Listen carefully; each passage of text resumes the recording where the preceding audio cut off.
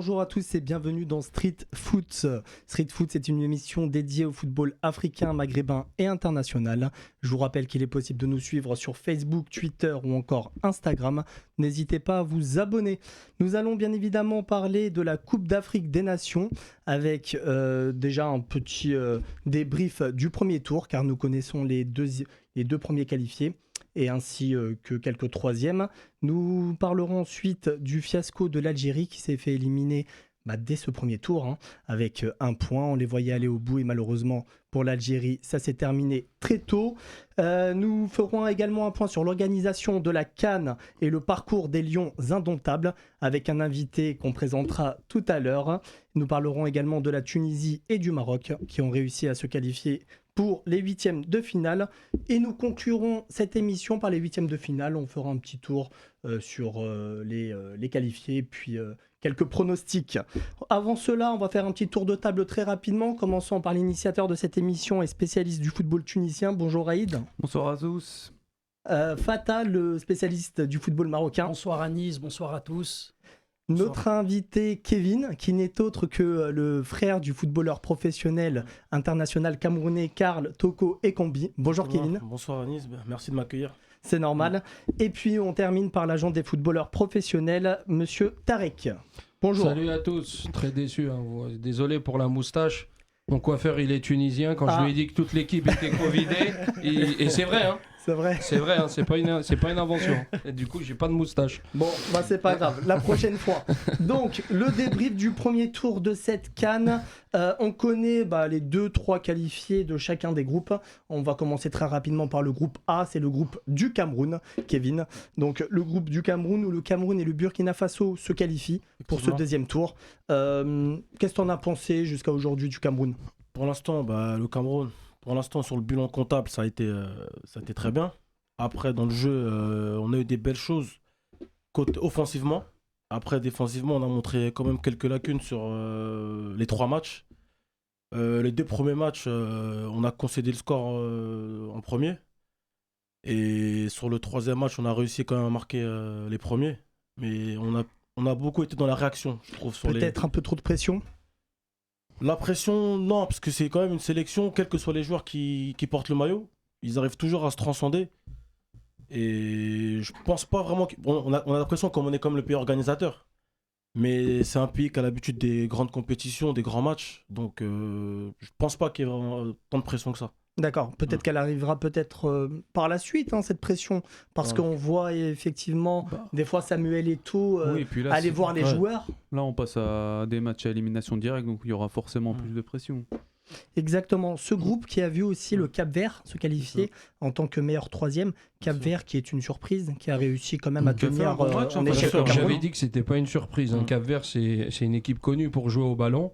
Voilà, maintenant, ils ont eu quand même de la réussite malgré le groupe. Après, il ne faut pas oublier que c'est une CAN à 24 aussi, qui fait que les 4 meilleurs troisièmes se qualifient en huitième de finale, ce qu'il n'y avait pas auparavant dans les précédentes éditions.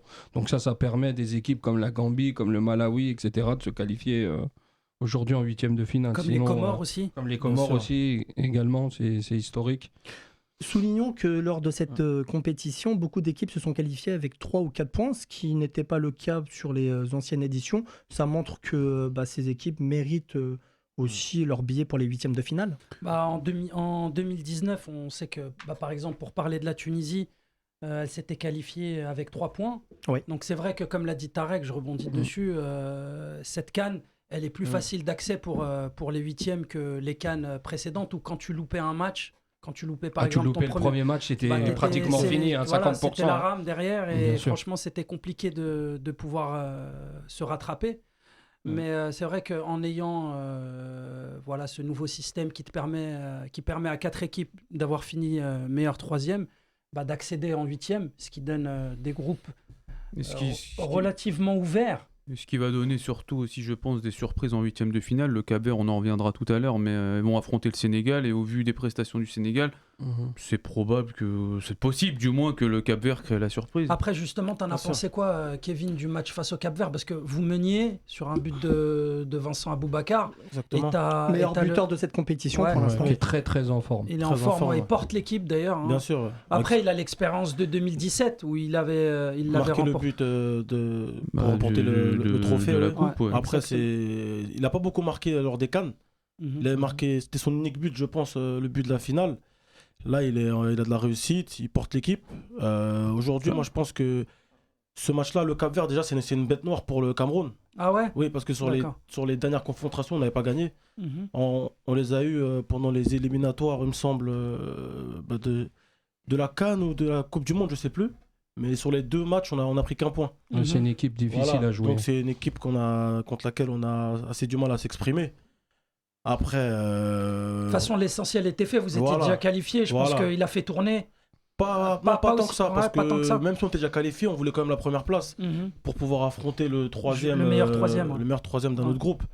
Donc, c'est pas un match qu'on a pris à la légère. Mais après, aujourd'hui, les gens savent qu'aujourd'hui, c'est l'enchaînement des matchs. Peut-être que sur le 3e match, ils étaient un peu plus fatigués parce que l'équipe, elle n'a pas trop tourné.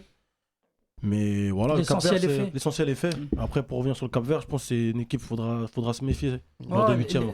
Comme je le dis dès le départ. Qu'est-ce que tu penses de la prestation de ton frère jusqu'à aujourd'hui qui joue sur un côté avec Aboubakar et Choupo-Moting devant, c'est ça? Jusqu'à aujourd'hui, pour Choupo-Moting, il n'a pas débuté. Il n'a pas débuté la compétition, mais il a débuté le 2e match. Le 2e match, Choupo-Moting, oui. Après, j'essaie de garder l'objectivité. Bien sûr. Que c'est mon frère, mais je pense qu'il a été meilleur sur les 2 premiers matchs. D'accord. Après, sur le 3e match, à l'image de l'équipe, ils ont eu un petit coup de mou. Mais voilà, je pense qu'il est resté sur la continuité après son but qui nous qualifie pour les barrages de la Coupe du Monde. Son but face à la Côte d'Ivoire. Il a mis 2 buts en 2 matchs, 2 buts en 3 matchs. Les 2 marqués contre l'Éthiopie. Les 2 contre l'Éthiopie. Je pense qu'il est important pour l'équipe parce que c'est un des rares joueurs qui offre de la profondeur et de la vitesse. Ouais. Donc pour l'instant, je pense qu'il a été bon. On reste objectif. Il est important pour l'équipe. Il était arrivé à la CAN avec déjà un peu de confiance parce qu'à Lyon, il plantait bien les dernières semaines. Il arrivait avec un peu de confiance, mais avant la CAN, il avait, je ne sais pas si vous avez suivi, mais avant la CAN, il avait les 3 derniers matchs, il n'a pas eu beaucoup de temps de jeu parce qu'il revenait de blessure. Ouais. Il revenait de blessure, donc voilà, il n'était pas à 100% au début de la préparation, mais je pense qu'ils ont eu une belle préparation parce que je l'ai senti très en jambes lors des premiers matchs. Motivé à l'idée de remporter cette CAN pour son pays? Très motivé, très motivé. Il était de la partie en 2017. Ouais. Il était là, donc aujourd'hui c'est à domicile. C'est encore plus de motivation. Ça fait toujours plaisir, nous qui sommes nés en France, de revenir chez nous. Il y a le peuple qui les pousse. Et voilà, c'est un groupe qui vit bien. Et voilà, c'est clair que l'objectif c'est de remporter cette CAN. Et dans ce groupe, est-ce que tu,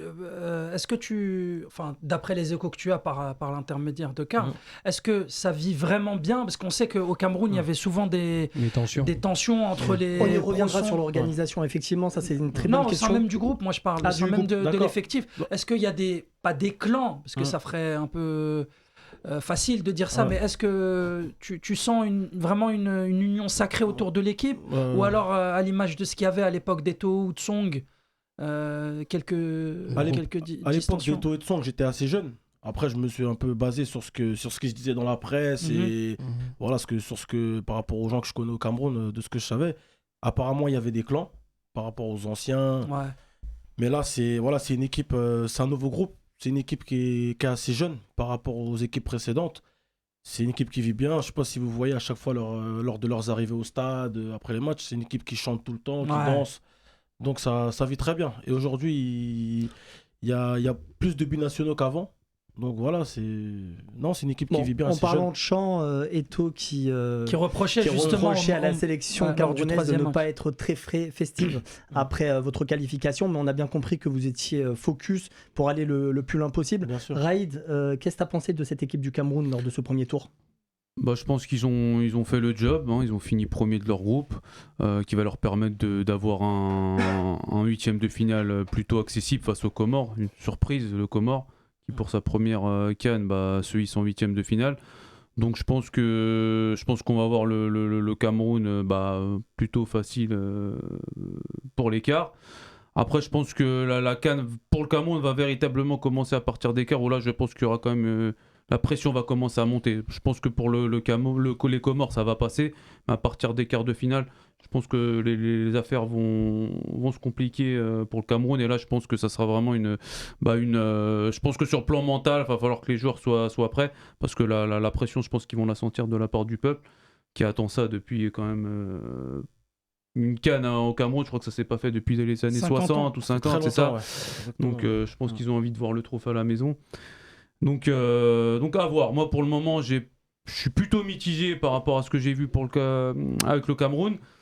Mais comme on l'a dit, de toute manière, cette CAN à 24, elle commencera véritablement en 8e de finale. On verra vraiment le niveau, on va dire. On va jauger un peu le niveau de toutes les équipes à partir de ce week-end. Exactement. Tarek, un mot à dire ? Cameroun, fidèle à elle-même, hein, de toute façon, c'est plutôt rare de ne pas voir le Cameroun au deuxième tour, si je puis dire, en tout cas en 8e de finale.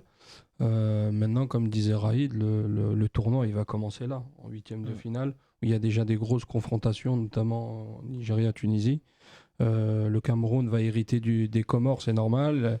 Elle est à la maison et en plus terminer de première de son groupe. Donc elle va se confronter aux Comores. Après, je pense que les Comoriens vont pas se laisser faire, mais normalement, ce sera un match à la portée du Cameroun. Oui, voilà. Cameroun qui est favori pour ce 8e de finale. On va passer au groupe B. Donc le groupe B, c'est le groupe du Sénégal, Guinée, Malawi, Zimbabwe. On a là aussi 3 qualifiés dans ce groupe, avec une équipe du Sénégal qui a du mal à démarrer sa compétition. Raïd, qu'est-ce que t'en penses ? Beaucoup de mal, même honnêtement, on n'a pas reconnu du moins le Sénégal de la CAN 2019. C'est vrai qu'aujourd'hui, comme on en parlait avec Fetter, cette CAN elle est vraiment illisible. Aujourd'hui, quand on voit que le Malawi aurait pu gagner le Sénégal, parce qu'honnêtement il y avait un penalty sur le joueur du Malawi, donc le Malawi aurait dû finir premier de ce groupe. Honnêtement, c'est idem avec le Cameroun. On a du mal à jauger cette équipe du Sénégal. On verra face au Cap-Vert ce qu'ils vont proposer. Moi, honnêtement, je serais pas surpris de voir le Cap-Vert éliminer le Sénégal. Concernant la Guinée, la Guinée qui malheureusement va perdre Naby Keïta pour les 8e de finale. Pareil, c'est à l'image d'Aboubacar avec le Cameroun, on voyait vraiment que Naby Keïta portait vraiment l'équipe de la Guinée. Donc je pense que ça va être un coup dur pour la Guinée. Ils joueront la Gambie, si je dis pas de bêtises, en 8e. Exactement. Donc ça pourrait être, malgré l'absence de Keïta, je pense que les Guinéens, s'ils sont impliqués, ils devraient passer, parce que je pense qu'ils ont quand même beaucoup plus d'expérience que la Gambie. Pour le Malawi, ça reste la surprise qui vont jouer le Maroc. Donc on va voir ce que ça donne face à une équipe maghrébine, parce que le Malawi qui a gagné son dernier match de buts à 1 face au Zimbabwe. Une équipe qui montre, qui n'a pas peur d'attaquer, une équipe à l'image de toutes ces équipes à la CAN qui étaient censées défendre pour essayer de préserver au moins un match nul. On n'a pas vu ça lors de cette CAN. Les équipes en tout cas ont joué avec moins de pression. Je pense aussi que ces équipes-là déjà ont conscience que certaines équipes comme les équipes du Nord, les équipes maghrébines, ont du mal en Afrique. Et je pense qu'ils ont pris conscience de l'avantage de tout ce qui entoure l'environnement au final de cette Coupe d'Afrique. Donc oui, au final, au lieu d'avoir joué la défense, il y a des équipes qui n'ont pas eu peur de jouer. Je pense que ça a payé au final. Donc la morale d'histoire, c'est que de jouer, ça paye toujours, tout simplement. Faites déçu du Sénégal ? Moi, on en avait parlé en début de semaine. Le Sénégal, moi, quand je les vois jouer, j'avais l'impression, comme je t'ai dit, que c'est désorganisé. Voilà, c'est 11 joueurs, 11 noms, et débrouillez-vous avec le ballon. Lors du dernier match face au Malawi, ils n'étaient pas passés très loin de la correction, comme tu l'as rappelé. Il y a eu un penalty qui a été d'abord sifflé par l'arbitre, puis il y a eu l'assistance de la VAR. Il va voir la VAR et il refuse le penalty qu'il avait précédemment donné. Donc c'était pas loin de faire 1-0 pour le Malawi. Ils s'en sortent bien, je trouve, les Sénégalais, avec une victoire sur penalty à la 96e, plus de nuls, et ben, tu finis premier du groupe. Un seul but marqué. C'est un seul but marqué sur penalty. Voilà, sur penalty. À la 96e. C'est un peu le même parcours que l'Algérie, mais un peu plus chanceux avec le premier match gagné avec un penalty face au Zimbabwe. Ça fait peut-être un peu penser au Portugal, à l'Euro 2016, où ils avaient beaucoup de mal à commencer leur compétition, qui ont terminé vainqueurs de la compétition. Oui. À l'image aussi de la Tunisie en 2019, qui avait fait 3 matchs nuls et qui s'est hissé en demi-finale. En demi-finale, effectivement, oui. Et qui a mis 5 buts, dont 3 buts par le gardien et 2 buts contre leur camp. Et jouer la 3e place, quand même, c'est incroyable. Je pense qu'on est en mesure d'attendre beaucoup plus que ce qui est donné actuellement sur le terrain au Sénégal. Il y a des superbes individualités, il y a des top players dedans. Quand tu vois que c'est poussif, c'est décevant parce que mine de rien, ces stars-là, tu as envie qu'elles brillent pour faire encore plus briller la compétition à l'international. Quand tu as un Mendy dans les cages qui fait un super arrêt ou quand tu as un Mané qui marque, forcément ça fait parler. Oui, je pense que moi, comme j'avais dit dans la précédente émission, je pense qu'Aliou Cissé, c'est pas du tout l'homme de la situation pour le Sénégal. Déjà, je crois que, si je dis pas de bêtises, je crois qu'il travaille sans contrat déjà. Il n'a même pas de contrat avec la fédération. Oui, il n'a pas de contrat. Aliou Cissé. Ça m'étonne. Tu pourras vérifier. Il n'a pas de contrat, ça m'étonne il travaille sans beaucoup, contrat. C'est un peu. C'est un intermittent du spectacle. Non, en fait, je pense qu'Aliou sur le Cissé, terrain, c'est un intermittent du spectacle. Non, parce que son équipe, elle donne pas pour satisfaction. rebondir sur ce que disait Raïd, je pense qu'Aliou Cissé, il est en test. En permanence, il est en test. Parce que, comme on dit, nul n'est prophète en son pays. Je pense qu'Aliou Cissé, même s'il est franco-sénégalais, il est beaucoup critiqué. Il est même sous la sellette. Parce que si le Sénégal sort au prochain tour, il dégage. Tarek, son test, il a duré un peu longtemps quand même. C'est ça le problème. Parce que là, ça fait combien de temps qu'on dit ça ? Je pense qu'il a la confiance de Senghor, le président de la fédération, mais personne n'en veut. Personne n'en veut au Sénégal. On a quand même l'impression que les joueurs sont derrière lui. Mais je trouve que... Et les joueurs aussi. C'est bien de le souligner. Je pense que c'est, comme tu le soulignes, c'est peut-être le soutien des joueurs dont il bénéficie. Après, ça fait quelques années qu'il est là. Des fois, il y a des hauts et des bas. Mais aujourd'hui, comme je pense qu'ils ont peut-être la meilleure colonne vertébrale de cette Coupe d'Afrique, avec Mendy qui est le meilleur gardien, Koulibaly qui est un des meilleurs défenseurs du monde, Gay qui joue au Paris Saint-Germain, au PSG, et devant il y a Sadio Mané. Ils ont des joueurs qui jouent dans les plus gros clubs européens. Donc aujourd'hui, sur le papier, c'est la meilleure équipe pratiquement. Sur le papier, ils ont des super individualités, mais même pour parler d'Aliou Cissé, je trouve que même aux abords du terrain, ce qui dégage, c'est... Je sais pas, tu sens pas le mec à fond. Par contre, au début, il y avait une réelle cohésion avec son groupe. Au début de sa prise de fonction, mais aujourd'hui, il est un peu plus détaché. Moi, je trouve, après, c'est subjectif ce que je dis. Là, c'est pas, je prétends pas dire la vérité. Mais ce qui dégage, je trouve que c'est. Il est un peu. Beaucoup d'équipes faites en décalé. Il n'y a pas beaucoup des équipes en Afrique qui font du jeu. On a vu avec l'Algérie, ils ont essayé de jouer. Derrière, c'est très compliqué. On va remettre sur le terrain, on va remettre sur beaucoup de choses. Mais... Après, tout est relatif. Qu'est-ce que tu appelles jouer, tu vois ?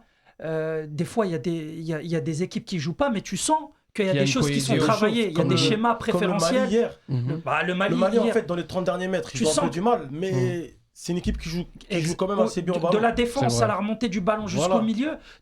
Après, c'est ce que je disais la fois dernière. En fait. Mais les 30 derniers mètres, c'est compliqué. Après, je vais vous surprendre, mais il y a l'Éthiopie qu'on a affronté, je trouve que moi, qui était une très belle équipe. Oui, c'était l'adversaire le plus dur pour moi. C'est ce que j'avais dit à la première émission quand on parlait. Je disais attention, l'Éthiopie, ça m'a pas donné raison parce qu'ils sont pas qualifiés, mais ils ont craqué mentalement, tout simplement. Ils jouent très bien. Et c'est là qu'on a vu que le football, c'est un sport collectif, parce qu'au départ, ils avaient aucun joueur qui jouait à l'étranger, c'était que des joueurs locaux. Et voilà, ils ont fait courir le ballon. C'est-à-dire qu'ils étaient toujours dans les intervalles à se déplacer. C'est un peuple qui est assez endurant, vif et endurant. Ils sont connus même en semi-fond. En tout cas, pour clôturer avec ce groupe, c'était un groupe qui était assez serré. On termine avec 5 points le Sénégal, Guinée-Malawi 4 points, 3 points le Zimbabwe. Ça se joue vraiment à rien du tout. Des buts qui sont marqués vraiment... dans les arrêts de jeu, la VAR... Le Malawi qui finit 3e, non ? Ouais, c'est ça. C'est le Malawi qui termine 3e, exactement. Alors que ce groupe-là, il était vraiment à la portée du Sénégal. Normalement, le Sénégal, c'était 9 points. Faut pas oublier aussi que la Guinée, malgré quelques bons joueurs, La Guinée, c'est le bordel. Faut pas oublier que Didier Six, il a été viré juste avant la CAN. Non, Didier Six, il est tombé malade. Il était à l'hôpital à Marrakech parce qu'il vit au Maroc. Ouais. Et du coup, Kaba Diawara, qui était son adjoint, il a repris le flambeau. Mais il avait une. Non, mais il était peut-être malade, mais. Il était malade, mais ils l'ont limogé. C'est vérifiable. Mais ils l'ont limogé. Ah, peut-être, d'accord. Il ne voulait pas juste après la CAN. D'ailleurs, il y a eu un changement de président parce que c'était Antonio Soares, le président, juste avant la CAN. Maintenant, il y a un comité de parce que la Guinée-Conakry, elle a affronté... Pour te dire que c'est le bordel en Guinée. Ouais. Et malgré ça, le Sénégal n'a pas pu faire grand-chose contre Guinée. Mais ça sera un beau match, Sénégal-Guinée. Le 8e. C'est ça, Sénégal. C'est le 8e. C'est exactement ça. On va passer au groupe C. C'est le groupe du Maroc. Maroc, Gabon, Comores et le Ghana. Une surprise, c'est le Ghana en fait. On s'y attendait pas. Le Maroc, fidèle à eux-mêmes. Le Maroc qui a été très bon ces derniers mois. On leur a reproché d'avoir joué tout le temps à domicile. Ils prouvent qu'en Afrique, ils sont présents.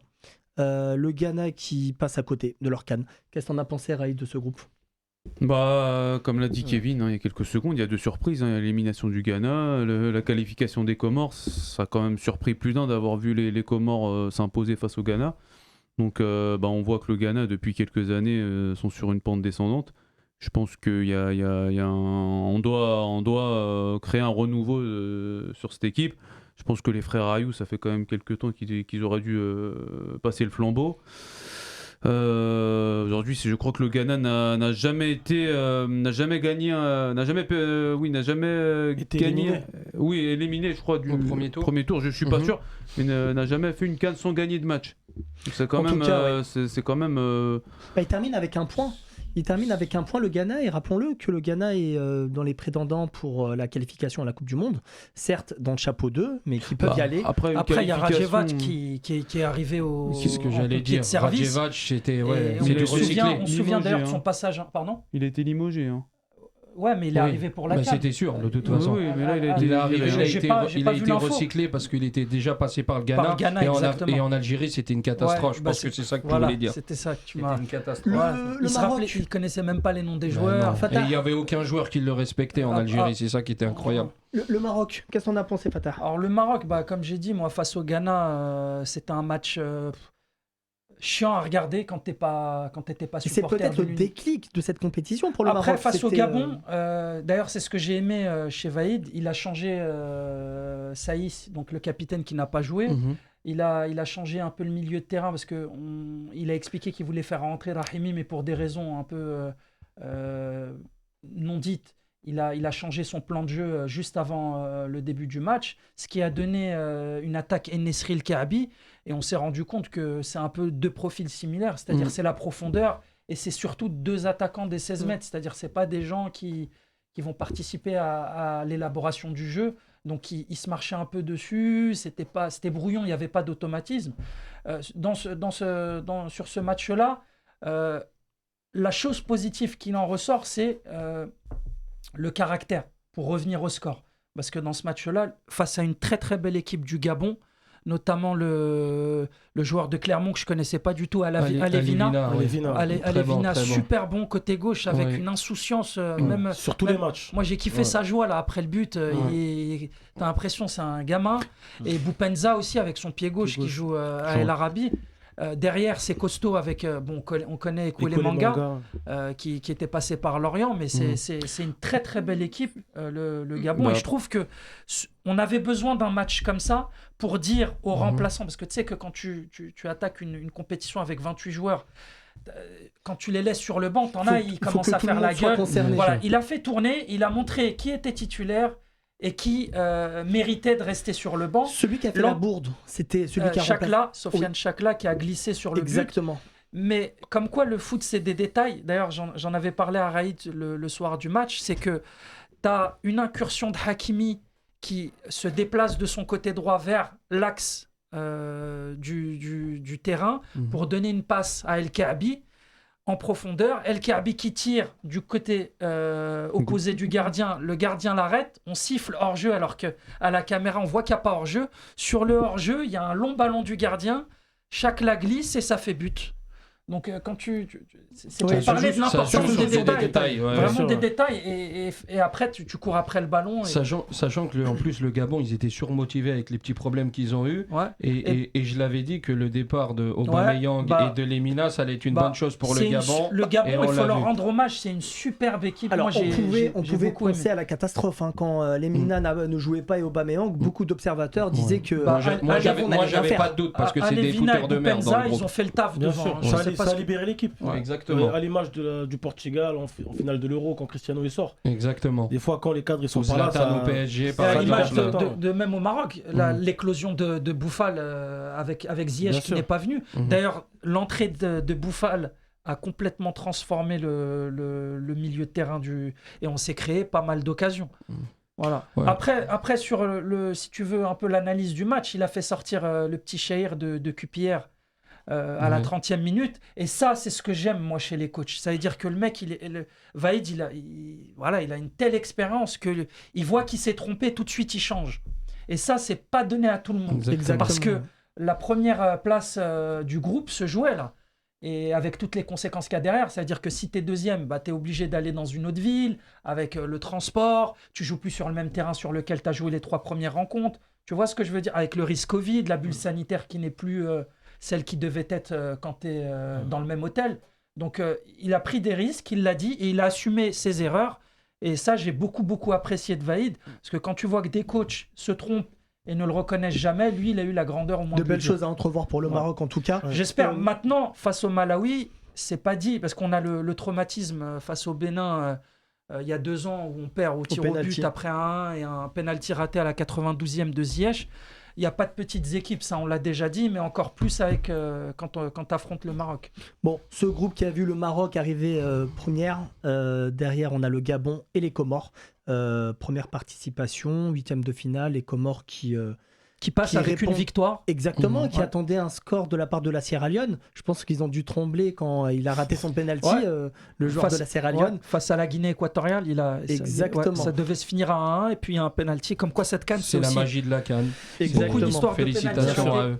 Bon, on va Ouais. passer au groupe D, c'est le groupe du Nigeria. Nigeria, Égypte, Soudan et Guinée-Bissau.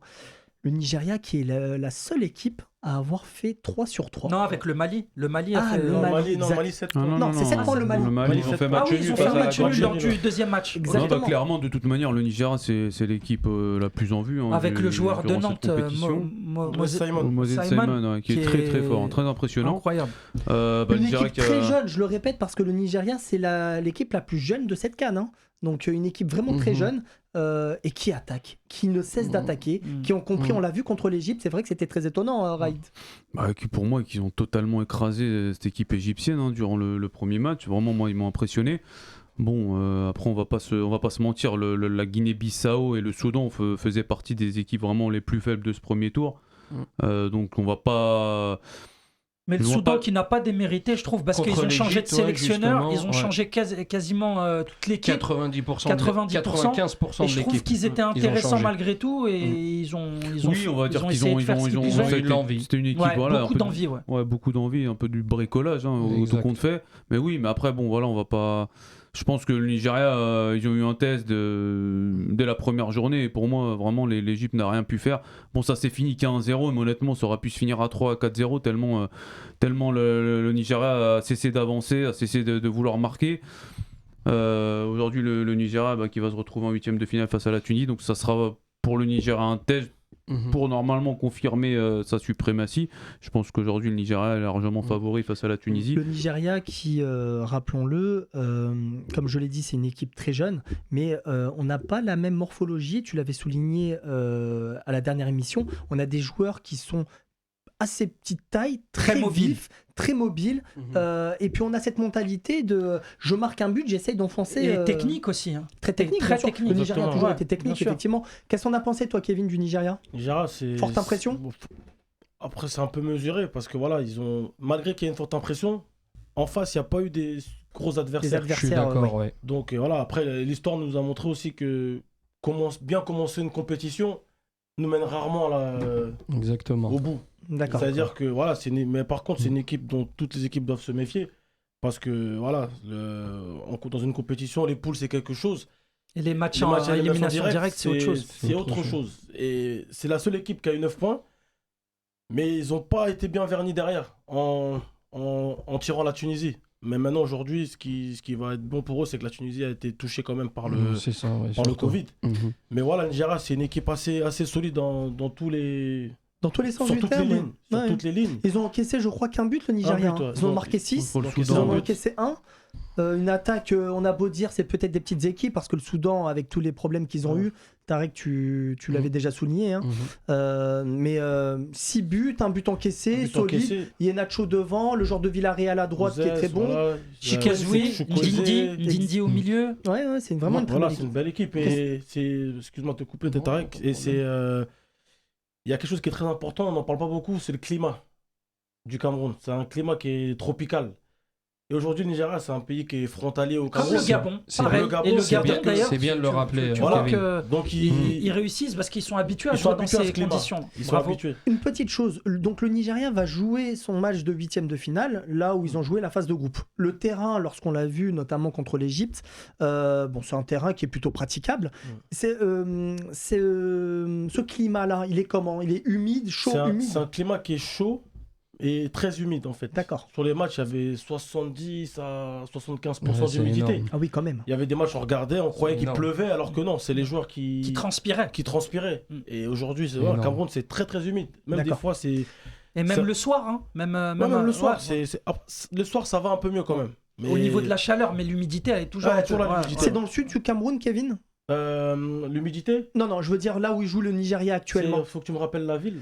Alors c'est peut-être Raïd qui va nous le dire. Je sais plus, je pense qu'ils sont à l'ouest. Je sais que la Tunisie, par exemple, joue à Garoua. Garoua. Ils sont dans le nord. Dans le nord. Ils sont dans le nord du pays, mais Garoua, c'est ce côté-là qui est frontalier au Nigeria. D'accord. C'est peut-être d'où le fait qu'il y ait beaucoup de spectateurs du Nigeria pendant les matchs. Mais d'ailleurs, quand ils jouent à domicile, quand tu vois le Nigeria, tu te dis mais comment le Nigeria a perdu face à la Centrafrique chez eux à Lagos? C'est pour ça que je voulais rebondir et moi je partage l'analyse de Kevin. C'est-à-dire que oui, c'est une bonne équipe sur le papier, ils ont des bons joueurs, ils n'ont pas démérité. Maintenant, il n'y a pas une vraie confrontation. C'est pour ça que maintenant, je pense que le test, s'il va avoir le test, parce que d'après certaines sources, il y a plusieurs cas Covid pour la Tunisie, c'est pas sûr qu'ils assurent le match. On en saura un peu plus ce soir ou demain. Mais c'est pas un véritable test. Et je rebondis sur ce que dit Fateh, parce que moi, dans ma tête, bien évidemment, comme c'était mon sélectionneur Raoul Savoie à la Centrafrique, moi j'ai vu une Centrafrique justement qui a joué beaucoup en bloc derrière. Et c'est des joueurs locaux, hein. C'est pas des joueurs, il n'y avait pas des celui qui a marqué, il est en amateur en France. Il joue en National 2, tu vois ce que je veux dire. Et je pense qu'avec un bloc bas et jouer en contre, cette équipe du Nigeria, elle n'est pas imbattable. Si la Centrafrique l'a fait, la Tunisie, je ne vais pas dire elle a un jeu similaire, mais elle a un jeu aussi de contre. Maintenant, il faut que tout l'effectif soit présent. Soit là. S'ils ne sont pas là, ça va être compliqué. En tout cas, je pense qu'ils ont tous voyagé ensemble aujourd'hui, d'après les derniers échos. Apparemment, ouais. Donc, il y a Slity qui rejoint le groupe. Il y a Slity qui a été testé négatif. On n'a pas d'autres informations sur les autres joueurs. On sait qu'il y a eu des membres du staff et l'entraîneur qui ont été testés positifs aujourd'hui. Maintenant, peut-être que ça joue. Oui, voilà, on reviendra sur le groupe de la Tunisie, on en discutera. Un petit mot pour l'Égypte. L'Égypte qui termine deuxième. En dessous. Avec 6 points. Une défaite, 2 victoires. Ouais, et puis l'Égypte, de toute manière, comme on l'a dit dans la précédente émission, c'est une équipe, on n'a pas forcément d'avis. Ils peuvent très bien aller en finale, comme se faire éliminer en 8e. Là, il y a un gros test face à la Côte d'Ivoire. C'est pareil que pour le Cap-Vert avec le Sénégal. Je ne serais pas surpris de voir l'Égypte éliminer la Côte d'Ivoire, parce que l'Égypte, c'est cette Coupe d'Afrique. Ils savent comment faire, ils savent comment gagner. Aujourd'hui, je pense que c'est plus la Côte d'Ivoire qui a peur de l'Égypte que le contraire. Et c'est leur bête noire en plus, un petit peu, l'Égypte. Bien sûr, l'Égypte qui a mis de sacrés tarifs à la Côte d'Ivoire lors des CAN 2008, il me semble, ou 2010. Il y a eu un 4-1, je crois, en demi-finale. Ouais. En 2006, la finale qui avait été aussi remportée par l'Égypte. Je pense qu'aujourd'hui, c'est clairement du 50-50 pour cette confrontation. Même si on a vu la Côte d'Ivoire est impressionnante face à l'Algérie, honnêtement, je pense que ça ne sera pas du tout le même match face à l'Égypte. Nigeria-Égypte qui se qualifie dans ce groupe D. Le groupe E, c'est le groupe donc de la Côte d'Ivoire. De la Côte d'Ivoire et l'Algérie. La Côte d'Ivoire, Guinée équatoriale, Sierra Leone et Algérie. Algérie, on va faire, on a décidé de faire une partie que donc on pour parlera en rapidement. discuter grosse de déception. Algérie algérien. Mais donc la Côte d'Ivoire qui termine première de son groupe avec 7 points, deuxième Guinée équatoriale, Sierra Leone avant-dernière avec 2 points et l'Algérie 1 point. On va parler du premier, la Côte d'Ivoire. Qu'est-ce qu'on a pensé, Fatah? La Côte d'Ivoire, la Côte d'Ivoire, moi j'ai trouvé. Alors, si tu veux, je trouve qu'elle a bien profité du calendrier. Ça veut dire que quand le groupe a été tiré, tu te dis, l'enchaînement des matchs, il est bien parce que tu as les 2 petits que tu affrontes direct et tu as en principe la finale avec le présumé plus fort du groupe que tu affrontes à la fin. Donc, si tu as fait le plein de points, généralement, le dernier match, tu es beaucoup plus serein pour l'affronter. Maintenant, en termes de jeu, moi, j'ai beaucoup aimé. J'ai même envie de te dire que je ne voyais pas la Côte d'Ivoire, malgré les individualités qu'elle avait, fournir autant de belles prestations abouties. Parce qu'ils ont raté le coche face au Cameroun pour l'accession au barrage de mondial. Donc je trouve qu'en termes de caractère, ça montre qu'ils ont bien rebondi. Maintenant, bien entendu, c'est vrai que il y a le match face à la Sierra Leone qui loupe à la fin, ils se font égaliser à la fin sur une bévue, une blessure du gardien. Le premier match, c'est une victoire face à la Guinée. Et face à l'Algérie, c'est là où tu vois une équipe en confiance avec une équipe qui doute et ils ont fait le job. Moi je suis pas forcément d'accord avec Fetter. Tout simplement parce que hier il y a eu une situation en fait, c'est-à-dire que l'Algérie se devait de gagner. Donc ils se sont découverts au final. Ça a facilité la Côte d'Ivoire. Donc au final, je pense pas que le fait que que la Côte d'Ivoire s'est imposée facilement face à l'Algérie hier nous donne une équipe qui va aller loin. Pour moi non, pas du tout, parce que si l'Algérie hier était dans une situation où ils n'avaient pas forcément besoin de gagner, on n'aurait pas vu le même match. Hier c'est facile pour les Ivoiriens. En plus quand tu as Pépé, tu as Max Alain Gradel. Ils se sont peut-être un peu trop découverts avec une attaque telle que la Côte d'Ivoire avec Zaha, Pépé. Après on était obligés, ça on était obligés. Ça a facilité en fait la physionomie du match. En plus avec un alerte qui a été très discret. Exactement. On l'a pas vu du match. T'en as pensé quoi, toi, Kevin, de cette équipe ivoirienne? Je suis un peu d'accord avec Raïd, c'est que ils ont eu beaucoup de points, donc ils étaient plus libérés. Ouais, ils sont arrivés. Tu voyais une équipe en confiance avec une équipe qui doit gagner. Pas en confiance, mais dans une position confortable dans le classement. Voilà. Et aujourd'hui, il y a quelque chose dont on parle pas beaucoup, c'est qu'ils sont vraiment tombés sur une petite équipe d'Algérie. Aujourd'hui, on l'a vu dans les 5 dernières minutes contre la Guinée équatoriale, les Algériens s'étaient asphyxiés. Alors, les 5 dernières minutes, on en avait parlé. Voilà, les Algériens ne couraient plus. Et on l'a vu contre la Côte d'Ivoire aussi, les 3-4 dernières minutes, ils étaient usés. Et il y a peut-être eu une petite erreur, je pense, au niveau de la préparation de l'Algérie. C'est qu'ils sont arrivés très tard au Cameroun. Et ils sont entraînés au Qatar. Qui est peut-être un pays chaud, mais pas le même temps. Il n'y a pas l'humidité. Vous en connaissez beaucoup des équipes qui sont allées au Cameroun 2 semaines avant vous, avec le Covid et tout. 2 semaines, non, mais le Maroc, je crois qu'il est arrivé une semaine au minimum. Et il y a quelque chose qu'on rappelle, c'est que l'Algérie aussi, c'est une équipe, c'est peut-être l'équipe au niveau de la moyenne d'âge la plus vieille de la CAN. Très expérimentée, exactement. Voilà, exactement. L'expérience, c'est important, mais l'aptitude physique. Voilà, aujourd'hui, on a vu que c'est une équipe leurs joueurs de base, la plupart jouent aux Émirats. Ouais, bravo. Voilà, donc ils n'ont pas la même condition physique. Cette équipe de Côte d'Ivoire avec Haller, Pépé, Zaha, Jean-Michel Seri, tous ces grands joueurs, Gradel, Canon. Ils ont vraiment un très bon effectif, et puis même sur le banc, ils ont des armes. Parce que quand vous voyez que Zaha n'est pas titulaire, tu les vois aller loin, toi, La Côte d'Ivoire, on verra avec la confrontation directe, parce que la Côte d'Ivoire c'est mitigé. Sur le papier aussi, ils ont une incroyable équipe, comme le Sénégal. Mais le souci, c'est que la Côte d'Ivoire, ils sont capables du pire comme du meilleur. Après, pour revenir sur l'Algérie, juste en bref, après, faut pas oublier, sans défendre l'Algérie, ils n'ont pas eu de chance quand même. Ils ont eu beaucoup d'occasions dans les 3 matchs. Et ils n'ont pas marqué. Je suis désolé. Après, quand on prend la statistique, Belaïli, c'est, je crois, que le joueur qui s'est procuré le plus d'occasions dans le premier tour. Voilà, c'est clair et net. Et pourtant, il en a mis 0. Et l'Algérie, ils ont mis un but pour finir, au dernier match. Pour finir avec ce groupe, il faudra quand même mentionner le beau parcours aussi de la Guinée équatoriale. On ne les attendait pas. Bon, Ça reste quand même une petite confirmation, parce qu'on les avait vus s'imposer face à la Tunisie aux éliminatoires de Coupe du Monde au mois de novembre. Mais la Guinée équatoriale, mine de rien, qui va avoir un huitième de finale. Alors je sais plus contre qui il rencontre la Guinée, mais la Guinée équatoriale, ouais, Le Mali, ouais. c'est plutôt abordable. C'est pas le Mali pour moi qui n'a pas été impressionnant durant cette CAN. 3 pénaltys marqués. Mais solide le Mali, on y reviendra. En tout cas, ce groupe qui a donné la Côte d'Ivoire première avec 7 points et la Guinée équatoriale juste derrière, 6 points. La Sierra Leone qui avait fait bonne impression, on était plutôt étonnés de leur match contre l'Algérie où ils se sont procuré quelques occasions. Bah, je pense que malgré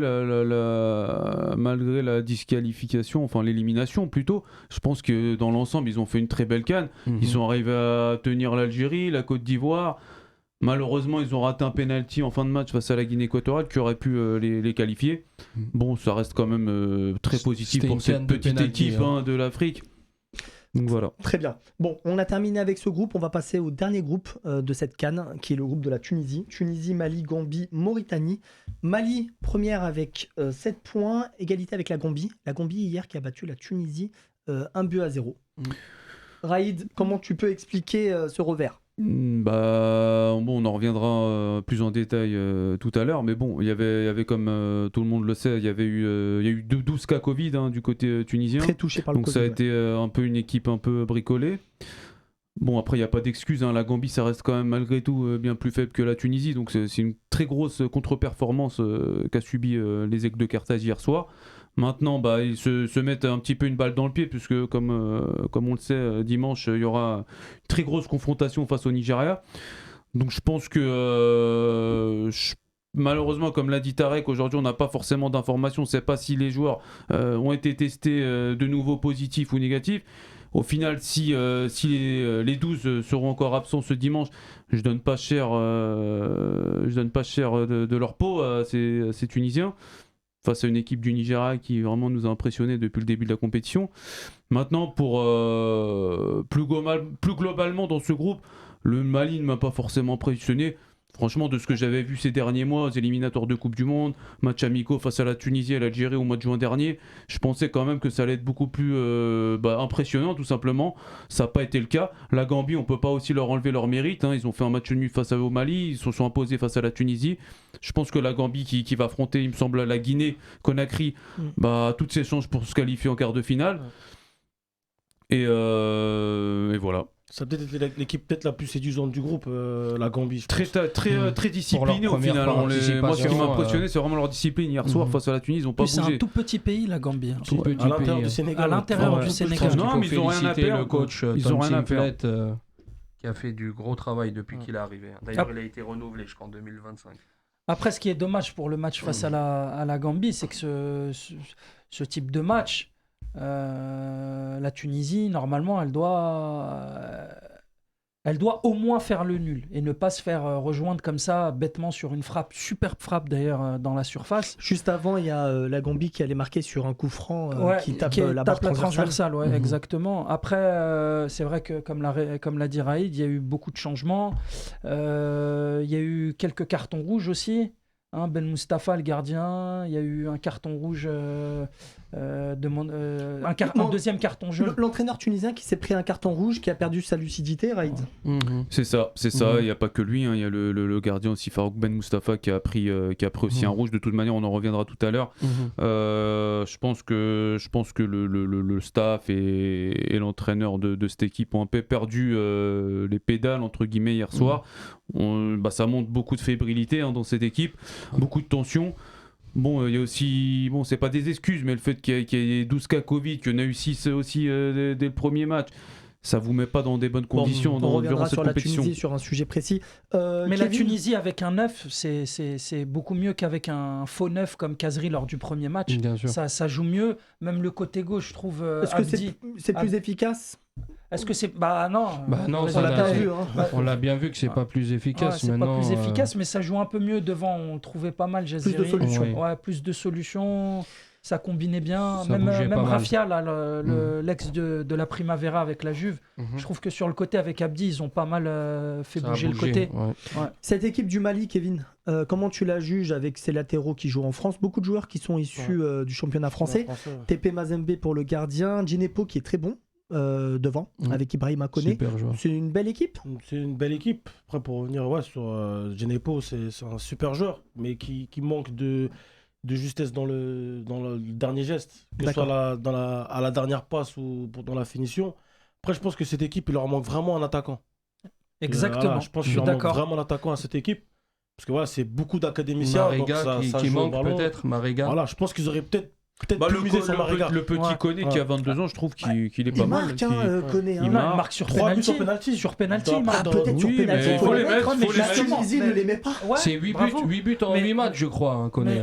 Mais c'est vrai que pour rejoindre Kevin, sa présence dans les 16 mètres, il ne se crée pas beaucoup d'occasions. Dans le dernier geste, tu sens que c'est un peu... Alors après, physiquement, il est là, parce que c'est un beau bébé, comme dirait l'autre. 1m93, je crois. Exactement. Dans le dernier geste, même techniquement, il n'est pas à la hauteur du milieu de terrain.